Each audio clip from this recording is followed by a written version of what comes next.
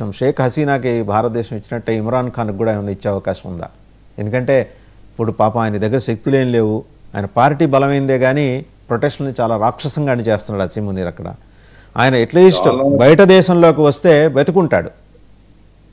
చాలా దురదృష్టకరమైనటువంటి పరిస్థితి అండి పొరుగు దేశంలో డెవలప్మెంట్స్. బ్రిటన్ ఆశ్రయం ఇవ్వచ్చు, ఎందుకంటే అదేం పెద్ద పని కాదు.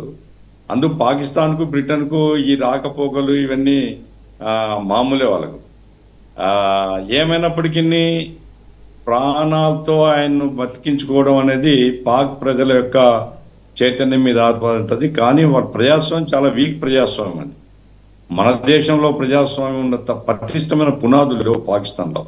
దానికి మతం రంగు పులిమి ఆధిపత్య కొన్ని వర్గాలు ఉన్నాయి అక్కడ, వాళ్ళ చేతుల్లో పాకిస్తాన్ ప్రజాస్వామ్యం నలిగిపోతుంది. సైన్యమే సుప్రీం అక్కడ, ప్రజలకేమీ హక్కులు లేనటువంటి పరిస్థితి. కాబట్టి ఆయన బతికుండాలనుకుంటే ఆయన ఆ దేశం నుంచి పంపిస్తారు. మరి ఏ ఆశ్రయం బ్రిటన్లో ఉండొచ్చు. ఏమైనప్పటికీ ఆయన ప్రాణాలు కాపాడుకోవాలంటే ఒక పెద్ద ప్రజా ఉద్యమం పాకిస్తాన్లో రావాలా, ఆ పరిస్థితులు లేవు. ఆయన చూపేది ఇంత పెద్ద స్టేషన్ జరిగి చూపేలే మనిషిని.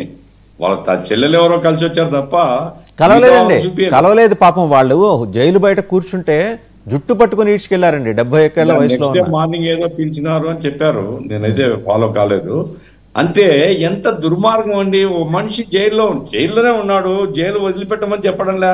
జైల్లో ఉండి చూసుకోవడానికి న్యాయస్థానం చెప్పినా వాడు వదలకపోతే ఏమనాలా చూసుకోవడానికి, వాడేమో బయటికి పంపేమని చెప్పడంలే. అంత దుర్మార్గమైంది. ఇదేం ప్రజాస్వామ్యం సార్? నియంతృత్వం అది, సైనిక నియంతృత్వం పాకిస్తాన్లో. అందుకోసం ఈ పాకిస్తాన్లో ఇమ్రాన్ ఖాన్ భవిష్యత్తు ఏమవుతుంది అనేది మరి ఆయన మీద, ఆయన తీసుకునే వైఖరి మీద. నన్ను ఉరి తీసుకుంటే ఉరి తీయండి, నేను మాత్రం పోను అంటాడా? ఉరి తీస్తారు, ఏం లెక్కేం లేదు. ఆ ఉరి తీస్తే పరిణామాలు ఎట్లుంటాయి ఏమిటి అనేది, అట్లాగే ఆ ప్రజలు పోరాడి ఆయన నిలబెట్టుకోగలుగుతారా లేదా అనేది అక్కడ ఉన్నటువంటి ఆ ఇన్సాఫ్ తహరీక్ పార్టీ, పాకిస్తాన్ తహరీక్ పార్టీ ఉంది, వాళ్ళు ఏం చేస్తారో చూడాలా. ఏమైనా ఆయన ప్రాణాలతో ఉండడం మంచిది, ఎందుకంటే ప్రాణాలు పోగొట్టుకున్న సాధిస్తే ఏం లేదు. అయితే ఒక్కో సందర్భంలో బయట పెద్ద ఉద్యమం జరుగుతుంటే ప్రాణాలని బలిదానం చేసిన వాళ్ళు కూడా ఉన్నారు చాలా మంది. నన్ను ఉరి, భగత్ సింగ్ అదే చెప్పింది, ఒక్కసారి కాదు 100 సార్లు ఉరి తీసుకున్నా నేను తల వంచే ప్రశ్న లేదన్న. అయితే ఇట్లాంటి ఇమ్రాన్ ఖాన్ భగత్ సింగ్తో పోల్చడం అంత సరైనది కాదు. నా పాయింట్ ఏంటంటే పాకిస్తాన్లో ప్రజాస్వామ్య ఉద్యమం బలపడాలి సార్, దానికి ఏం చేయాలో అని చేయాలి. రెండవది ఏమంటే అమెరికా పాత్ర సార్. ఎవడన్నా ఒక సైనికాధికారి, సైనిక అధిపతిని పక్కన కూర్చోని డిన్నర్ చేస్తారు సార్ ఒక దేశాధిపతి. ప్రధానమంత్రి ఆ పాకిస్తాన్తో కలిసి డిన్నర్ చేసిన అంటే అర్థం చేసుకోవచ్చు మనం. ఇతను పబ్లిక్ రిప్రజెంటేటివ్, ఆయన పబ్లిక్ రిప్రజెంటేటివ్ కూర్చున్నారు. ఒక సైనికాధిపతితో కూర్చుంటాడు ఆ ట్రంప్. అంటే ఈ రోజు పాకిస్తాన్ రాజకీయాలు, ఈ మొత్తం సైనిక ఈ ట్రాన్స్ఫార్మేషన్, ఈ చట్టము అన్ని కూడా వెనుక అమెరికా నడిపిస్తుంది. ఈ విషయం మనం గమనంలో పెట్టుకోవాలి. ఆ విషయంలో గమనంలో పెట్టుకోకుండా మనం కూడా అమెరికాకు అనుకూలంగా ఉండాలనుకుంటాం అనుకోండి, అమెరికా దెబ్బ ఎప్పుడైనా కొడుతుంది సార్. అందుకోసం ఇప్పుడు చూడండి, బంగ్లాదేశ్లో హసీనా ఏం చెప్తుంది, అమెరికానే చేయించింది ఈ తిరుగుబాటు అని. అక్కడ మతోన్మాదంతో తిరుగుబాటు చేశారు. ఆ మతోన్మాదాన్ని కూడా అమెరికా వాడుకుంటుంది. అమెరికాకి ఏం లేదు, జనం చావు, పెత్తనం కావాలి. ఇప్పుడు మూడవది సార్, నేపాల్లో ఆ జడ్జెట్ ఏదో జరిగింది కదా, ప్రధానమంత్రి దిగిపోయినాడు. ఆ సందర్భంగా ప్రభుత్వం ప్రకటించింది, అమెరికా యొక్క ముఖ్య ప్రధానమంత్రి దిగిపోయిన ప్రధానమంత్రి ప్రకటించాడు అమెరికా యొక్క హస్తం ఉంది అని. అంటే మన చుట్టూ ఏమేం జరుగుతున్నది, నేను ఖచ్చితంగా మన ప్రభుత్వం ఏం చేయాలని నేనేం చెప్పలేను, ఎందుకంటే ప్రభుత్వం చాలా పెద్దది, వాళ్ళు ఆలోచిస్తారు. కానీ నా పాయింట్ ఏంటంటే చాలా జాగరూకతతో ఉంటే తప్ప, ప్రతి దేశంలో ఏలు పెట్టేటువంటి అలవాటు ఉంది, లొంగి ఉండాలా, లొంగకపోతే నీ సంగతి తేలుస్తాం. ఇది ధోరణి, చాలా దుర్మార్గం ఇది.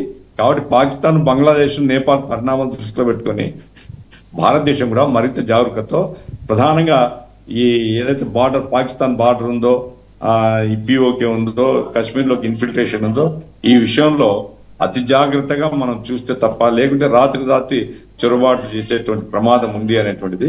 రెండవది ఏమంటే ప్రజల మధ్య ఐక్యత కోసం కూడా ప్రభుత్వం కృషి చేయాలి. ప్రజల్ని మనం కనుక విభజిస్తే అదే ఫర్టైల్ గ్రౌండ్ అవుతుంది వాళ్ళకి. నిన్న జమాతే ఇస్లాం హిందీ అని చెప్పాడు, జిహాద్ కొనసాగుతుంది. ఆ పరిస్థితి రానివ్వకూడదు. కాబట్టి ప్రజల మధ్య ఐక్యత అనేటువంటిది మనం తీసుకొని రావాలా, చర్చించాలా.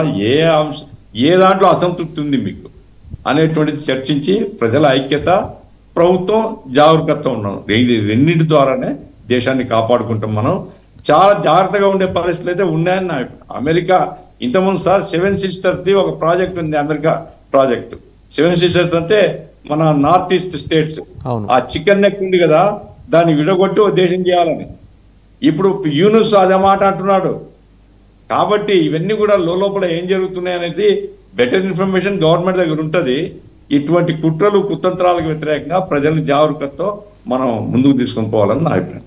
కిషోర్ గారు ఏమంటారు? ఒకవేళ పొలిటికల్ అసైలం కోరితే భారతదేశం ఇమ్రాన్ ఖాన్కి అవకాశం ఇచ్చే అవకాశం ఉందా? షేక్ హసీనాని పెట్టుకున్నారు కదా, నాకు కూడా రక్షణ ఇవ్వండి, ఏదో 4 రోజులు తలదాచుకుంటానని అడిగితే ఇచ్చే అవకాశం ఉందా? There are speculations across the global media దీని మీద.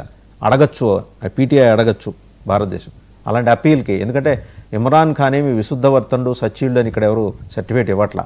బట్ ప్రజాస్వామికంగా ఎన్నిక కాబట్టి